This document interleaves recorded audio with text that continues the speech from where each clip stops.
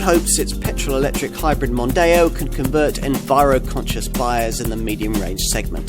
This isn't a hybrid of the fashionable plug-in sort, but it can still return over 50 to the gallon in regular use and offer a tax-busting sub 100 grams per kilometre CO2 rating. And you can have it in either saloon or estate guises.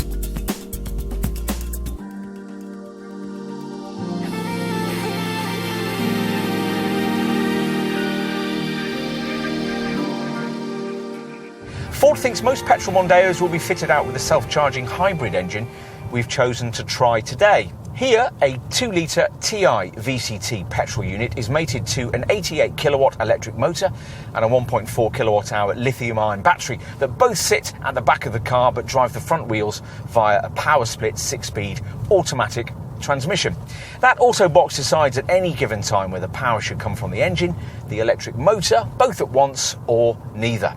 The whole setup isn't especially responsive to your right foot, which rather dilutes this Ford's inherently engineered sense of driving pleasure. But it is quite economical if driven with restraint, returning up to 52.3 mpg on the WLTP combined cycle and up to 98 grams per kilometre of CO2.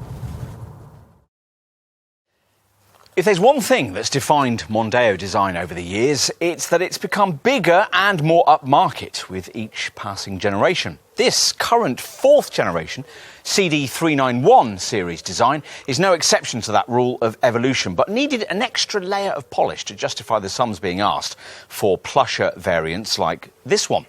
And that's been applied as part of the revisions made here. As ever, the range is primarily built around 2 body styles, this estate or a 5-door hatch. Opt for the hybrid engine we're trying here, and your choice is between this estate or a 4-door saloon.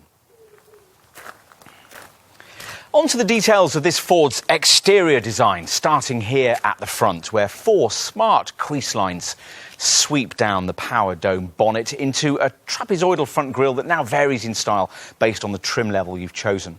The design of the lower grille has been refreshed too and blends into redesigned fog lamp surrounds. These have required a slightly more sculpted bumper design that incorporates this more pronounced lower lip spoiler. Behind the wheel, detailed changes have been made to trim and dashboard architecture. Otherwise, things are much as they were when we first tested this Mark IV Mondeo back in 2014.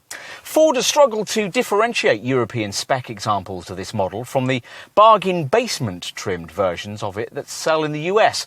And these humbler origins are evident in places, even in the leather-lined top-spec Vignale variant we're testing here.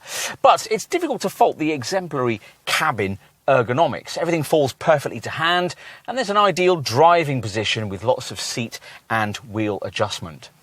Various different instrument binnacle displays are offered. This hybrid version features twin 4.2-inch screens either side of a central speedo.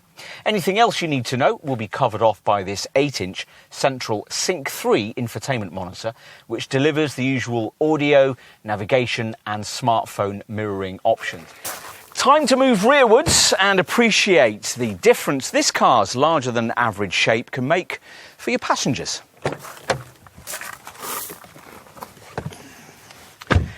Three big adults across the back seat of an Audi A4 or a BMW 3 Series is a squash. That's only slightly improved if you opt for something mainstream like a Vauxhall Insignia or a Volkswagen Passat. Here, it's no problem at all, with superb space for shoulders thanks to the class-leading width of the cabin.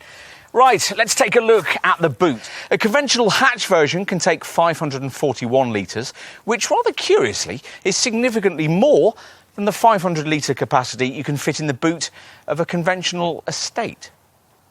Those figures don't apply to the hybrid model we're trying here, and it's easy to see why. The huge corpse-like bulge in the floor conceals the HEV system's battery and electric motor, slashing cargo capacity to 403 litres in this estate, and just 383 litres in the hybrid variant's alternative saloon body style.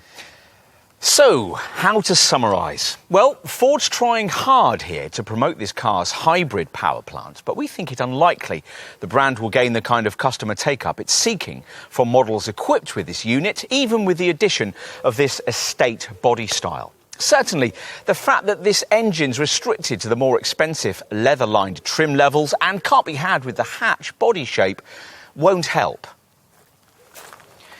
Ultimately, in this form, a Mondeo is a bit pricey for someone considering a Prius-style self-charging hybrid. And it won't interest many business buyers in the larger D segment because it lacks the clever plug-in tech that more direct rivals use. The bottom line is, though, that this Ford offers by far the cheapest petrol-electric option in the class. And that's got to count for something. Now the Blue Oval brand just needs to work on its marketing proposition.